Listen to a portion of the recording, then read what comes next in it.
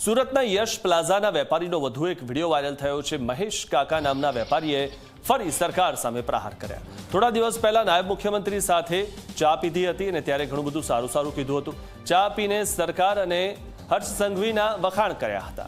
ત્યારબાદ આજે ફરી મહેશ કાકાએ સરકાર સામે પ્રહાર કર્યા છે। ફ્લાયઓવરની કામગીરી સામે સવાલ ઉઠાવ્યા છે। ફ્લાયઓવરની કામગીરીથી ધંધો પડી ભાંગ્યાનો તેમણે દાવો કર્યો છે। નાયબ મુખ્યમંત્રી સાથે મુલાકાત પહેલા પણ વિરોધ કર્યો હતો, એટલે કે એમ પહેલા જોઈએ તો પહેલા વિરોધ કર્યો, ત્યારબાદ નાયબ મુખ્યમંત્રી સાથે તેમણે ચા પીધી, તે વખતે તેમણે સરકારના વખાણ કર્યા।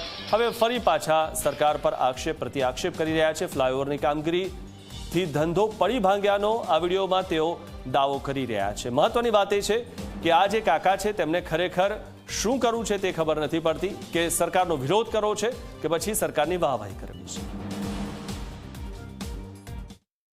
સુરત મ્યુનિસિપલ કોર્પોરેશન અને સિડકોના ભ્રષ્ટ તંત્રના હિસાબે અને ભ્રષ્ટ અધિકારીઓના હિસાબે આજે અમારું સુરત શહેરના નાના મોટા વેપારીઓને કરોડો રૂપિયાનું નુકસાન ગયેલ છે। સુરત શહેરના તમામ વેપારીઓ અને એમના પરિવારોને નમ્ર અરજ છે કે તમે લોકો આ ભ્રષ્ટ અધિકારીઓ અને એમના પરિવારોને સ્ટીલના કીડા પડે એવી દિલથી મહાદેવને પ્રાર્થના કરજો, જેથી કરીને એ લોકો ઝડપથી મરી જાય।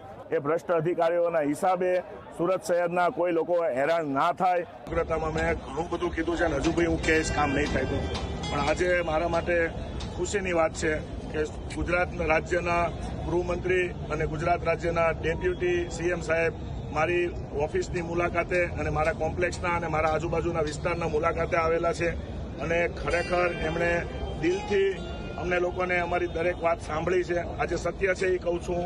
રસ્તો બંધ કરીને બેઠા હતા, રસ્તો પાછો ખોલાવડાવેલો છે, એ લોકોને કટકે ગાળો દીધી, પણ આ ભ્રષ્ટ અધિકારીઓને કંઈ પડી જ નથી। અહીંયા અત્યારે એ લોકોએ સ્લેબનું કામ ચાલુ કર્યું છે, જ્યારે અહીંયા લોકો બધા સફાઈ કરી રહ્યા છે ત્યારે એ લોકોના સ્લેબનું પાણી પાછું અમારી પ્રિમાઇસીસમાં આવે છે।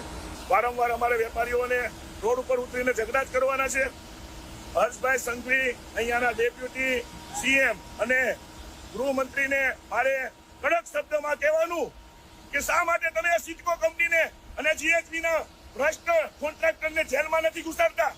તમારા મામા માસીના છે?